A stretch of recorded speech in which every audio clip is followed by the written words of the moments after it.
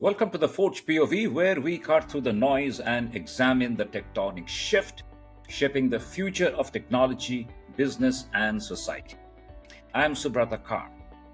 Imagine waking up tomorrow and discovering that your job, your daily rhythm is now handled by AI. Not in decade, but today. According to 2024 PwC report, 1 in 3 jobs globally could shift within this decade, from Mumbai's call center to Silicon Valley's boardroom. Sounds scary, isn't it? But what if it's actually your chance to redefine who you are and what you contribute? And now, if you are new to the Forge POV, a quick note. In episode 44, we unpack the rise of agentic AI systems that have evolved from passive tools into active participants, or co-agents in decision making. If you haven't caught that one yet, give it a listen. It will set the stage for today's episode. Now, this isn't about robots flipping burgers or scheduling your Zoom calls. This is about something deeper. What happens when AI doesn't just automate tasks, but fundamentally transform how we define labor, purpose, or even ourselves? This isn't just about jobs gained or lost. It's about our identity, our sense of purpose, and the power dynamics that come with it. So whether you are tuning in from Delhi, Chicago, or anywhere in between, grab a chai or coffee, settle in, and let's unpack the human truth of this moment together.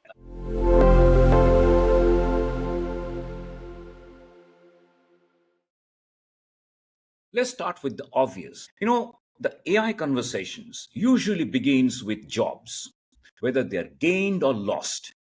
But that's just the surface. What really at stake is identity, purpose, the meaning we draw from our work. Some imagine a utopia where AI frees us to be more creative and human. Others fear a dystopia where jobs vanish and our value is reduced to zero. Truth? Well, it is more complicated because AI doesn't just land in vacuum. It lands in real societies shaped by culture, economics, and power. Let's look at 2 real stories. In Delhi, Dr. Sharma, a radiologist, told me that I am sharper now. It's like I have superpowers. AI amplified her. But in Chennai, a logistics coordinator said, I just monitor dashboard these days. I miss my team. You see, same tech, different outcomes. One felt elevated and other erased. Even within the same company, the impact varies.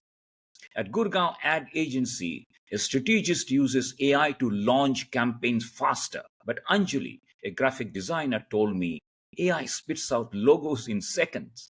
I don't know where I fit anymore. For her, design was more than a task. It was identity. And now, that's in a flask. This is the deeper tension. AI doesn't just change what we do, it changes how we define ourselves through work. And that raises a bigger question. Who's shaping this shift? Too often, it is not the workers, it's the platforms, algorithms, and boardrooms. And yes, there's a fear that AI will deepen inequality and profit extractions while hollowing out meaning. But that's not the whole story either. Look at India's unified payment interface. It didn't replace people, it enabled millions of small merchants. It's proof that tech, if built with inclusion in mind, can create roles, not just erase them. Today, new roles are emerging for sure, like AI trainers, prompt engineers, model auditors. but they are clustering in places like Bengaluru, San Francisco, and London. Meanwhile, rural communities from Uttar Pradesh to Ohio are being left behind, not just economically, but emotionally. You see, we are not heading into one future, we are heading into many, overlapping and uneven. AI augments some spaces like healthcare. In others, like logistics, it sidelines human. This isn't a clean transition.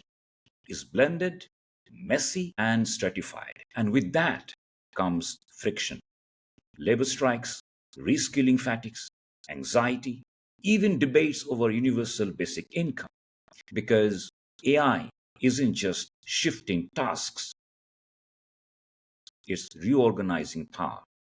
So, what now? Well, we move beyond binaries. This isn't utopia or apocalypse, it's a systems challenge.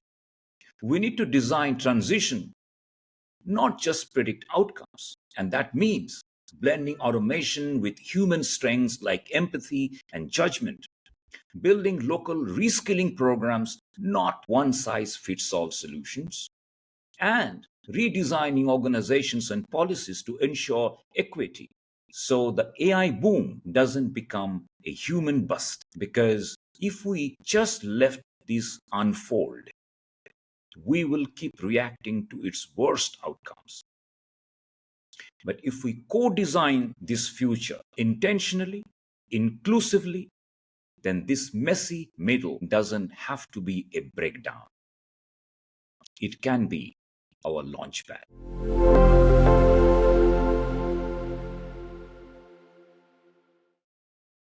Let's tackle a question that doesn't get asked enough. Will AI affect men and women the same way? The short answer is no. But the full story is more nuanced. You see, this isn't just about numbers or who might lose more jobs. It's about power, about whose work gets valued, whose voice is heard, and who gets to help shape what's coming next. You see, AI is reshaping how work gets done. It is also exposing the gaps that already exist. Around the world, women are overrepresented in roles most vulnerable to automation: admin support, customer service, education, care work, jobs where tasks are repetitive and easy to automate. Think about call centers that are now handled mostly by the chatbots, or classrooms like Mina's in rural Gujarat. She is a teacher using AI tutors to bridge the gaps, but worries they are sidelining her human touch. Yet she is experimenting with AI to craft personalized lesson plans, keeping her role central. Or consider Emily, a teacher in rural Ohio. School uses AI tutors to support struggling students, but she fears losing her role's heart, and that is mentoring kids. Yet she is using AI to tailor homework, keeping her connections alive. Stories like Mina's and Emily shows that AI's risk and potential, these aren't just tech upgrades, they come with consequences. The World Economic Forum in 2023 Gender Gap Report shows that women are especially riskier. And a McKinsey study suggests up to 70% of the job lost in developing economies could impact women directly, not just financially, but in terms of opportunity and long term security. But that's not the whole picture either. Historically, women haven't just survived workforce shift, they have led them. You see, after World War II, through the digital revolution, women stepped into new roles and helped drive change. Today, that's still true. Take Priya in Mumbai, a single mom building affordable healthcare apps with AI, connecting rural clinics to doctors via smartphone. Women are among the earliest adopters of AI in practical ways, as micro entrepreneurs, community builders, teachers experimenting with generative tools, and creatives using AI to amplify her voice. So here's the real opportunity. What if women weren't just reacting to these changes, but actually driving them. And this isn't just about protecting vulnerable groups, it is about making sure the future isn't designed by narrow slice of population. Only 22% of AI professionals are women, as per UNESCO. If that doesn't change, then we will get a system that miss half the world's needs, like hiring tools that already favor men in tech jobs from Hyderabad to Seattle. So I leave you with a question. Do we want to be a passive consumers or active creators? Because the people who shape the system shape the outcomes for everyone.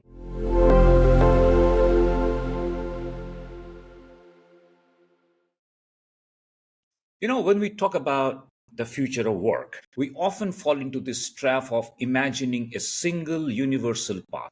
But the truth is going to look very different depending on where you are. AI's impact will be shaped by geography, population trends, and policy. In aging economies like Japan, Germany, and South Korea, shrinking workforce make AI a necessity. It is not about replacing people, it's about filling gaps. In Japan, for example, elder care robot assists in bathing, companionship, keeping society functional. Why? Because over 25% of the population top 65. But shift that lens to countries with young, fast growing population, India, Kenya, Indonesia, and you see a different story. These economies rely on low cost labor for industries like call center, data processing, customer support, and these jobs are now at high risk of automation. Take India, for example, its massive IT enabled services sector is already being reshaped by AI. Jobs that once felt stable are being redefined or disappearing. A Hyderabad IT worker, Rajesh, told me his team's coding tasks are now AI assisted, cutting project times by sparking fear of redundancy. But it's not a loss. Startups like Bihar use AI to help farmers in Bihar predict weather and boost yields, creating new roles in rural areas. So, this tells us something important. You see, the global south isn't just playing catch up, it's rewriting the script. Our enthusiasm for India's digital successes like UPI and Aadhaar reminds us that AI can build on this, just as we have shared before. But here's the thing, for that promise to become reality, it takes serious investments in education, in infrastructure, in people. The International Labour Organization warns automation could hit low income workers in places like Uttar Pradesh hardest without safety nets. Otherwise, AI will widen the gap between those who have access and those who don't. The World Economic Forum has said it clearly that AI can either deepen inequality or drive uplift. It depends on the choice we make now. So here is the Forge POV. The future of work isn't one size fits all. It also can't be left to randomness. We need local solutions shaped by local voices, not imposed from outside. In the end, the future will be a patchwork, different models for different places with different results. So the real question is, who gets a seat at the table to shape it?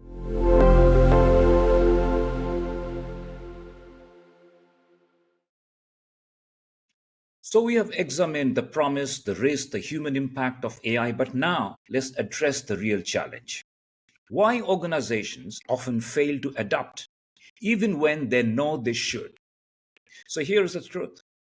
Many companies are stuck, not because they don't understand AI, because their internal systems, the mindsets, and the leadership are still rooted in outdated ways of thinking. Most organizations are built for control, predictability, and stability, not for agility, experimentation, and adaptations. Take a textile farm I studied in Surat, Gujarat. They deployed AI for quality control, but leaders didn't clarify its role. Workers thought it was cost-cutting ploy. Poor communication stalled the rollout. Or consider Bengaluru startup AI hiring tool. It favored men trained on male-heavy resumes until audits caught it. This isn't just tech, it's ethics. Firms must prioritize bias checks, or AI will deepen divides. Too often, AI is rolled out solely as a tool to cut costs rather than just as a way to rethink how we work, collaborate, and add value. And this isn't just a technical failure, it's a cultural one. If the leaders are focused only on the numbers, replacing human roles with machines, they miss the bigger opportunity. AI is an enabler of transformation, not just efficiency. So I challenge leaders to ask themselves, are we using AI to reduce cost or to fundamentally rethink how we work together? Are we investing in reskilling our people just as much as we are investing in technology? Are we bringing employees into the conversation about what their future of work should look like? Or are we making decisions without their input? If the answer to these is no, then the gap isn't just technological, it is cultural. It's a leadership problem, not just a tech problem. Companies that fail to adapt will lose the trust and loyalty of their best talent. Ultimately, the organizations that thrive will be the ones that recognize this. Adapting to AI isn't just about adopting new tools, it's about transforming the very way we think about work, collaboration, and growth. And it starts with leadership.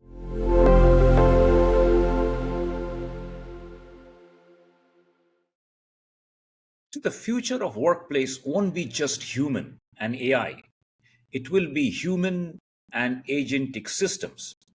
Employees will manage not only people, but also AI agents that learn, adapt, and work as partners in decision making. So, leaders of tomorrow must do more than just set targets. They must understand how these systems work and step in when things go off track. For instance, picture a manager at Pune e-commerce startup overseeing a hybrid team. 5 humans, 3 AI co-agents. One agent flags supply chain snag before the team notices. Another suggests rerouting deliveries based upon monsoon data. And the leader's job? Blend human intuition with machine logic into a strategy that works. This new dynamic raises critical questions. So, who is accountable when AI agents makes a wrong call?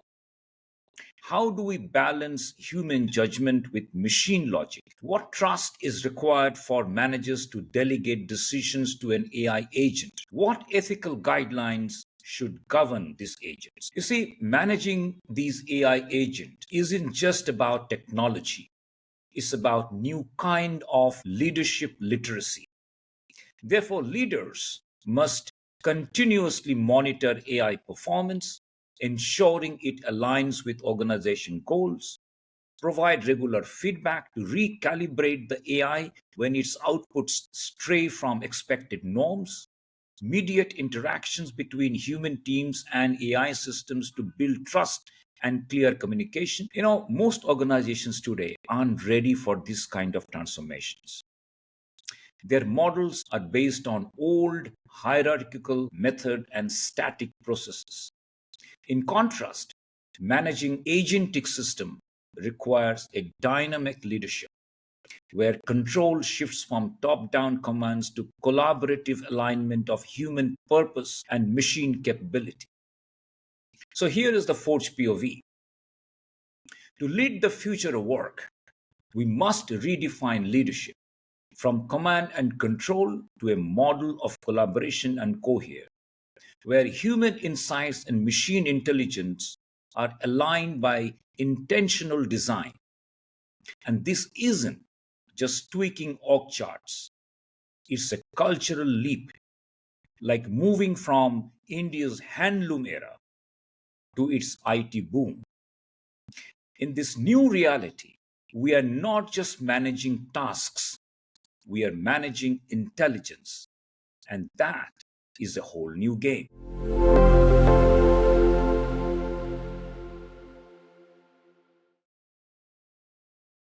As we wrap up, I want to leave you with a vision I am truly excited about.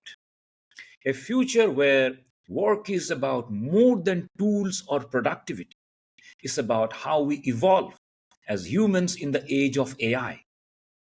I imagine a time when none of us are stressed thin, a future where we no longer struggle for bandwidth, but finally have the freedom to focus on what truly matters.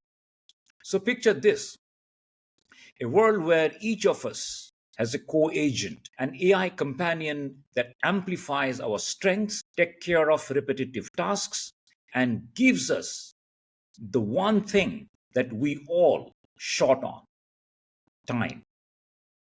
Time to create, time to connect, or to simply be.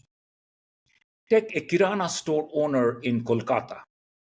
Her AI co-agent tracks inventory, forecasts demand, suggests seasonal offers, and even understand customer habits. She is not stuck in daily firefighting. She is planning to expand, spending time with her kids, enjoying a local Durga Puja Mela without stress. That's not a dream. Platforms like India Mart are already enabling this today. And that's not just one example. When AI takes over the routine, it doesn't make us less human.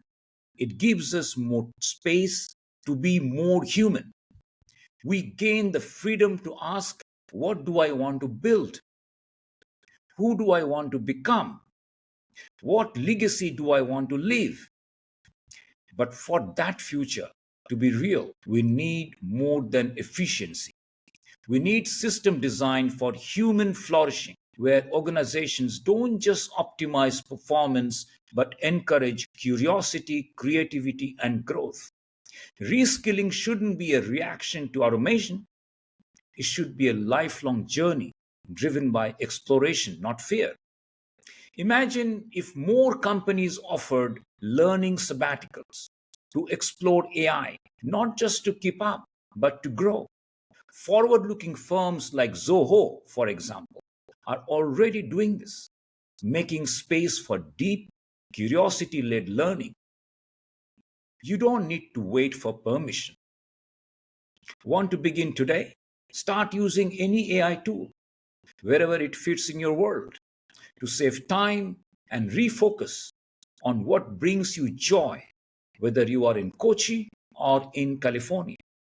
This shift isn't about more work, it's about more choice. A move from scarcity to abundance, from hustle to purpose. I have seen firsthand how manual work can quietly eat in our lives. If I had even bit more space back in my early days, fewer reports, less firefighting, I might have mentored more, simply spend that time learning something new or sharing a long, unhurried meal with friends and families. This future we are talking about is not distant, it's already taking shape, but we have to shape it with intention, with systems that provide the tools, time, and trust for everyone to thrive. Technology should serve us, not other way around. And yes, for many, this might feel still far away. Gig workers in Delhi or Uber drivers in Chicago might ask, how does abundant time help me pay my bills? And that's a valid question too, which is why we need policy frameworks now: universal training, income support, ethical AI boards, so that the benefits of this shift are real for everyone, not just few in Bengaluru or Boston, because the opportunity is not someday, it is now.